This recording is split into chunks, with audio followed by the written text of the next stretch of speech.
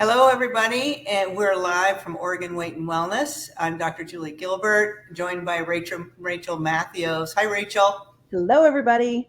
and happy Monday. Happy Monday. Yeah, man, it was a blustery night around us. Was it blustery for you too? It was very noisy, very difficult to sleep. Did you toss and turn like I did? I did Yeah. because you hear things like bang up against the side of your house, Right. or it was really loud. It was very noisy. Yeah, and I was wondering, in my head, I was like, okay, I'm not falling back asleep super easy. My usual things aren't working. What would it feel like to have phone's ringing, to have noise canceling ear, whatever those around? Would I be able to tolerate something like on my ear? I know. Yeah. To keep that sound out. Yeah. And even just like sometimes I wear ear plugs to bed if there's a lot of noise, around or like outside, especially in the summertime. I like to sleep with my windows open. Right. So hear neighbors late, and things. But they're kind of hard to sleep with. It takes, because it's like this pressure in your ear and you roll over and you can feel it. Yeah. So it's definitely something you have to get used to, I think. Yes. But the blustery went away, and as the sun came out, it's a gorgeous day here anyway in Salem. How is it where you are? We do not have sun out here yet. We're still very, very windy. The rain has stopped, but it's still very stormy. Yeah. Oh, okay. Yeah. Well, I hope we get the sun. Yeah. It's shining on me here. Lucky. All right. Well, it'll come out eventually. It'll come out. Somewhere I heard a song that says it'll come out tomorrow. That's your bottom dollar. Okay. All right. All right. We are talking about Michael Pollan's food rules, and we started into the last section about how should I eat, part 3. And Rachel, take it from there. Okay, part 3 is how we should eat, and chapter 44 is pay more, eat less. Yeah. So when he's talking about how to eat, he's saying paying more for your food and therefore eating less. How does he figure that's going to work? Pay more, eat less. Right. Good point. He points out that you'll cherish it maybe a little bit more. It'll be more dear to you. And a lot of times when we pay more, because healthy food tends to be more expensive, and I love what he said. Not all Americans can afford that, which is a shame, but healthy food tends to be more expensive. And then when we pay more for things, we tend to take better care or appreciate them or tend to them more. And you gave a great example of this earlier, Rachel. Yeah. Yeah. Well, first, I think it's great to point out what you said about that better food, healthier food tends to cost more. Why? So a lot of people are curious about that. And the reality is usually it's higher quality food comes from smaller farms, not the massive industrial systems. Right. They're typically using hopefully no pesticides and chemicals, or much fewer. So it's more of a labor intensive farming system. It's packaged differently, right? They take care not to use toxic type packaging. So there's a lot of care that goes into a higher quality of food. Exactly. Yeah. And less machinery too, I think. In some of these farms, they're actually cultivating, which means, I think it means pulling the weeds out, and they're doing that either by hand or by small tools versus these larger tools. And so it's a lot more labor intensive, as you said, and intensive. It ends up costing more. Yeah. And when I think about that, it makes me think I have a little bit more fondness towards the food, right? When I purchase something that I know is from a small farm, a local farm, or I know that their farming practices are very sustainable and very specific. And maybe they do a lot of, they don't do monocropping. They do, cover crops, and they've got lots of different crops going on at the same time. I feel better about the food. Right. I feel more excited about putting something that's more nutritious in my body. And if I'm paying more out of my pocket, I spend a little bit more care to make sure I eat it, to make sure that I plan around it. I have this thing in my pantry or my fridge, and I want to make sure I eat it well. I don't let it go to waste. I Right. don't, overbuy, because I'm going to eat very specific things. Right. Exactly. Yeah. That's great. That's great. So here, sorry. Yeah, I heard something. I want to pick up on that. Senior moment, although I'm only 50 something. Yeah, no, I was going to, it'll come back to me. It'll come back to me. Well, I know you had mentioned about what Americans pay for food. Right. Yeah. Well, I was going to mention food's gone up all over. I mean, food prices are going up. Yeah. And so here we're saying, food's going up, but pay more. I know, we're already paying more, but we're saying pay more for the healthy food. Yeah. And interestingly, right. Thank you. As I sat at a table at a small farms conference one year, and I learned that we as Americans spend the least amount of our overall budget as families, our family budget on food. So meaning that when you go to another country, Europe, France, for example, those families are spending a greater percentage of their overall budget on food. I thought that was fascinating. It's fascinating. So our value for food is a little different. Right. So maybe what he's asking us to do is increase our value, the value that we put on the food that we're eating. So I titled did you see the title of today's? No, I didn't. Or the comment or whatever it is. It says, invest in what you ingest. Nice. Thank you. I like that very much. But not original to me. I can't remember where I saw it. So I'm going to give whoever a shout out for that. Thank you. But yes, invest in what you ingest. Yeah. I love the concept there. And I think it takes a minute for us to tweak our brains around, right? Because like you said, in the States, we have been historically used to, not right now in 2022, we're paying more for food right now. Everything is inflated. But on the whole, we have enjoyed low prices, right? There's a lot of different systems that are in place in that, but they push and they drive these food prices down with monocropping, with big ag, big industrial systems. And we're kind of used to that. We're kind of spoiled with cheaper food. But I also think that has cheapened our appreciation for food. We feel entitled to cheap food that should come at no cost to us. And gosh, I'm thinking about what you said, ingest. It's going in my body. I'm actually either harming or blessing my body based on what I eat. Every bite is going to either bless or harm. There's really not a neutral, I don't think. The food is going to go one way or the other on the whole. And he says on the back of this chapter, what does he say? It's a quote like from what a grandmother would say. Oh, right. Yeah. What does he say? Better to pay the grocer than the doctor. Right. So it's kind of like investing ahead of time. It's hard to invest for retirement, right? Because you don't see the money now. You're waiting years and years in the future till you get it. And the same idea with right now. If I invest in my health now, I'm hoping to avoid, right, and prevent doctor's visits and hospital fees in the future. But it's not an immediate reward, right? All the time. It's kind of this long-term game I have going. Right.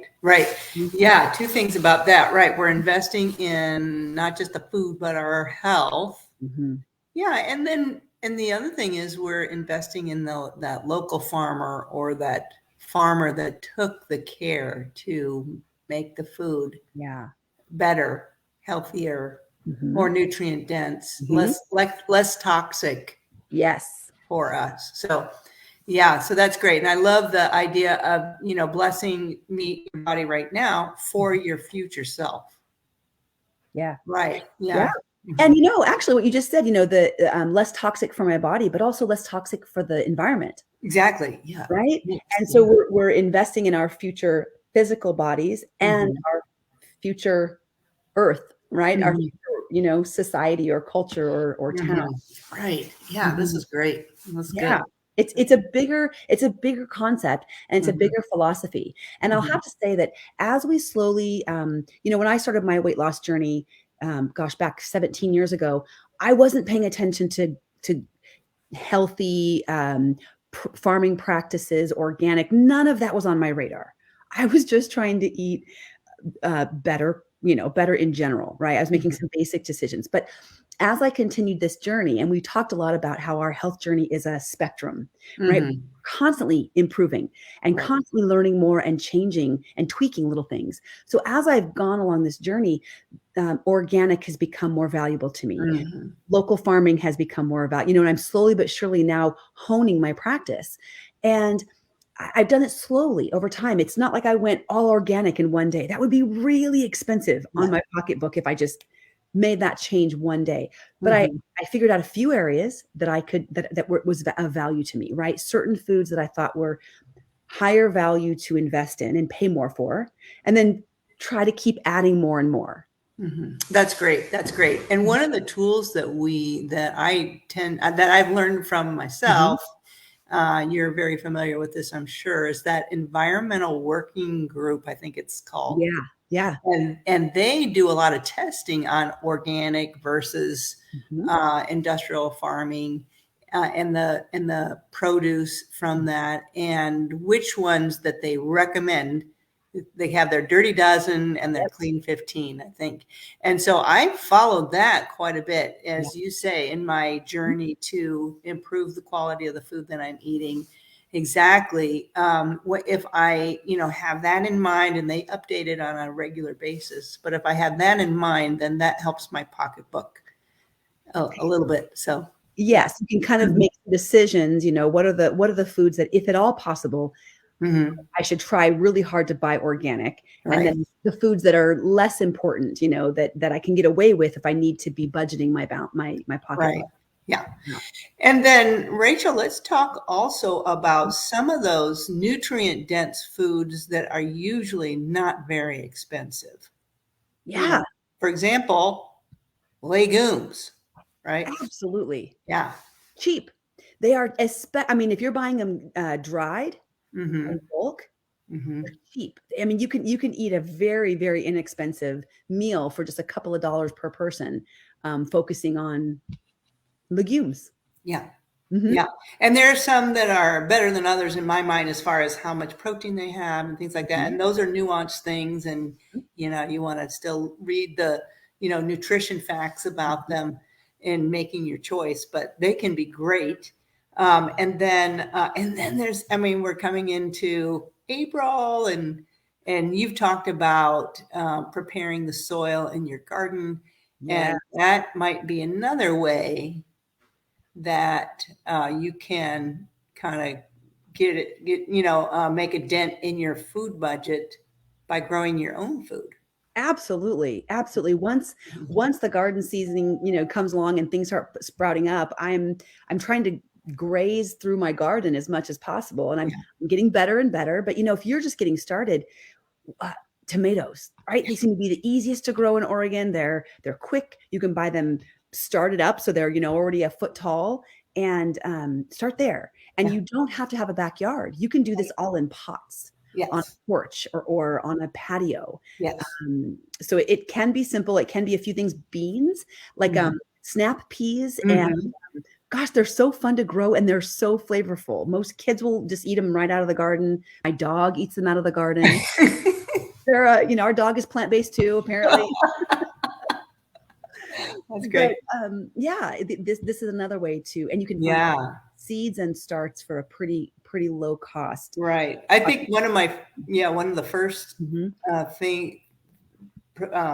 things that I grew were strawberries, and those were surprisingly easy to grow. And strawberries can be pretty expensive. So it was fun to have a bowl full of strawberries and then be able to freeze them for the future.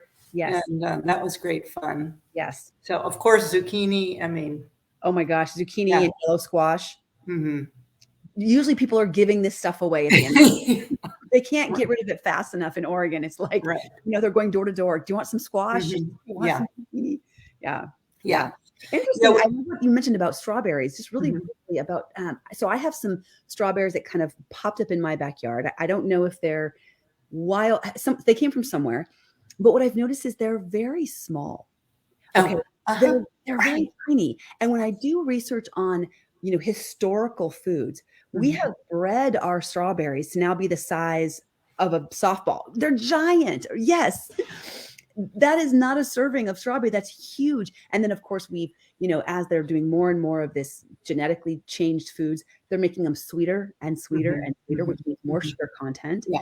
And we're getting further away from the natural, small, wild strawberry that Right. was very high flavor, but much smaller, Right. right? And the portion was smaller. So Right. interesting, when you start to make things yourself, you recognize what they look Mhm. like out of a natural garden and what they look like in the grocery store. Mhm. And I think they've even spliced genes in, like, from a Mm, shrimp, or some sort of seafood into the strawberry, so they can prolong the growing season so it doesn't freeze, because really? there's something in the shrimp that makes it not freeze in the cold water, right? Oh, Um, or so they've yeah so this is maybe something that we're not crazy about, because my thought is, and I shouldn't speak to this unless I really know, but if you might think you're allergic to the strawberry, but if you're buying those GMO strawberries, you ooh, might be allergic to shrimp, not strawberries. So interesting. interesting. Yeah. Mm, Anyway, that's a topic for another day, but yeah. yeah. But anyway, yeah, you're absolutely right. We've changed the size and sweetness of a lot of our foods, Mhm. not just fruit, but also vegetables. Yeah. And yeah, and so going back to those heirloom varieties might be helpful for a Mhm. lot of us. Yeah. So yeah, so we can think about budgeting a Mhm. little bit more for our food, and in thinking about local. And I know what I was going to say. I think in our newsletter, I'm going to have Megan do a little research on local farmers and Mm, what's available for, like, a CSA, a community supported agriculture. Sometimes you can buy into yes. and get a weekly Mhm. allotment, a box of fresh local produce. So I'd Yes. love to put together for our people Mhm. a resource that they could have to check that out. Yeah. Yeah, wouldn't that be great if we could, have the numbers available on our newsletter or even contact as we were talking, I Mhm. was thinking, I wonder if a local CSA would be willing to work with us Mhm. and, for all the patients as part of Oregon Weight and Wellness, if they signed up for a CSA share, they got a Yes. a percentage off, Right. just wouldn't that be so great? That's awesome. So Yeah. but yeah, finding a local CSA, and there's so many different ways that they do it. Some deliver to your house, some deliver Mhm. weekly, some are every other week. Some you go pick it up at the farm stand. So if you don't find what you're looking for right off the bat, keep Mhm. trying different Mhm. farms because they Right. all do it a little differently, and they Yeah. all have different types of products that they're Yeah. going to offer you. Right. Yeah. Yeah.